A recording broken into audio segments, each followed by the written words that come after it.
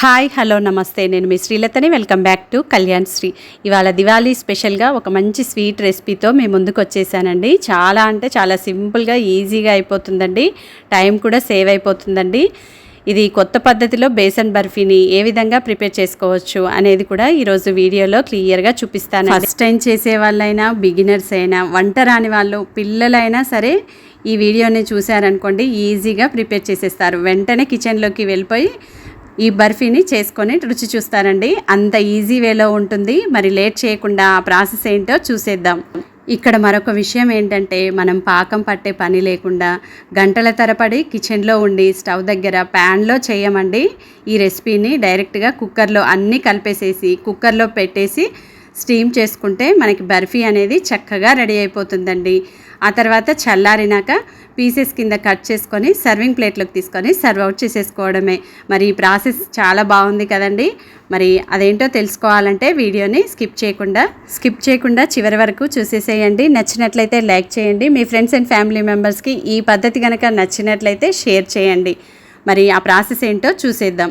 ముందైతే మిక్సింగ్ బౌల్లోకి 1 కప్పు వరకు శనగపిండిని తీసుకొని జల్లించుకుంటున్నానండి.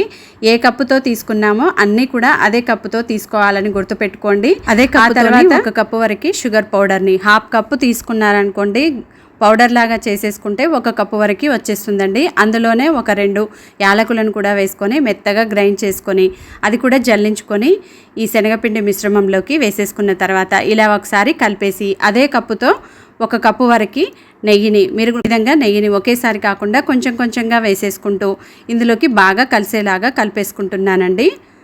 చూడండి, ఈ విధంగా బాగా మిక్స్ చేసుకోవాలి. ఈ విధంగా రెడీ చేసేసుకున్న తర్వాత మనకి బ్యాటర్ కన్సిస్టెన్సీ ఈ విధంగా ఉంటుందండి. ఆ తర్వాత ఇలాంటి ఒక బాక్స్ తీసుకొని దానిలోకి ఇదంతా ఈ మిశ్రమాన్ని వేసేసుకోవడమే. ఈ ప్రాసెస్ అంతా చూస్తుంటే మనం పప్పు చేసినంత ఈజీగా అనిపిస్తుంది కదండి. నానబెట్టిన పప్పుని కుక్కర్లోకి పెట్టేసి విజిల్ వచ్చేస్తే పప్పు రెడీ అయిపోయినంత ఈజీగా మనం బర్ఫీని రెడీ చేసేసుకోవచ్చు. ఈ విధంగా పైన కూడా అంతా నీట్గా స్పూన్తోనే సెట్ చేసేసుకున్న తర్వాత బాక్స్కి మూత పెట్టేసేద్దాం.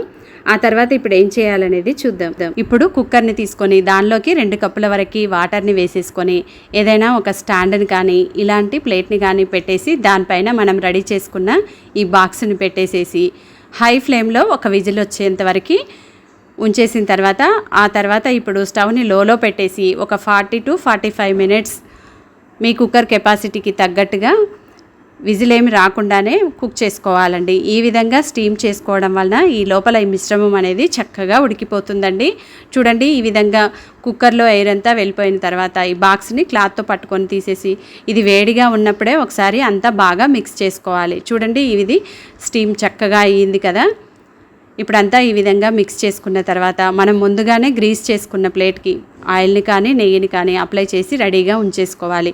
ఈ వేడివేడి ఈ మిశ్రమాన్ని అంతా కూడా ఈ ప్లేట్లోకి వేసేసుకుందాం. చూడండి, ఈ బర్ఫీ మిశ్రమం అనేది వేడిగా ఉండంగానే మనం ఈ గ్రీస్ చేసుకున్న ప్లేట్లోకి అంతా కూడా వేసేసి ఏదైనా గ్లాస్తో కానీ బౌల్తో కానీ అడుగు అనేది ఇలా ఫ్లాట్గా ఉన్న దాంతో నొక్కి పెడుతూ మనం ఈ ప్లేట్లోకి సెట్ చేసుకోవాలండి. ఎడ్జెస్ అంతా కూడా నీట్గా ఇక్కడ చూపించిన విధంగా చేసేసుకున్న తర్వాత సన్నగా గ్రేట్ చేసుకున్న బాదం పలుకుల్ని దీనిపైన వేసేసుకొని మరొక్కసారి ఇక్కడ చూపించిన విధంగా ఇలా ప్రెస్ చేస్తున్నట్లుగా ఈ బాదం అంతా దీనికి స్టిక్ అయ్యేలాగా చేసేసుకొని నీట్గా సెట్ చేసినాక పూర్తిగా చల్లారేంత వరకు పక్కన పెట్టేసుకోవాలండి.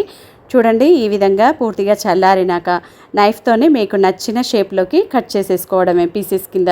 మీరు కావాలంటే దీన్ని 2 hours ఫ్రిడ్జ్లో పెట్టినా కానీ తొందరగా చల్లారిపోతుందండి. ఆ తర్వాత ఇక్కడ చూపించిన విధంగా పీసెస్ లాగా కట్ చేసి సర్వింగ్ ప్లేట్లోకి తీసుకొని సర్వ్ అవుట్ చేసేసుకోవడమే. చాలా బాగుంది కదండి ఈ టెక్నిక్ అనేది. ఈ న్యూ వేలో బేసన్ బర్ఫీని మీరు కూడా తప్పకుండా ట్రై చేసి మీకు ఎలా కుదిరింది అనేది నాతో కామెంట్ సెక్షన్లో షేర్ చేసుకోండి. నచ్చినట్లయితే మీ ఫ్రెండ్స్ అండ్ ఫ్యామిలీ మెంబర్స్కి షేర్ చేయండి. మరిన్ని ఇలాంటి టేస్టీ రెసిపీస్ కొరకు మన ఛానల్ని సబ్స్క్రైబ్ చేసుకోండి. Thanks for watching. See you in next video.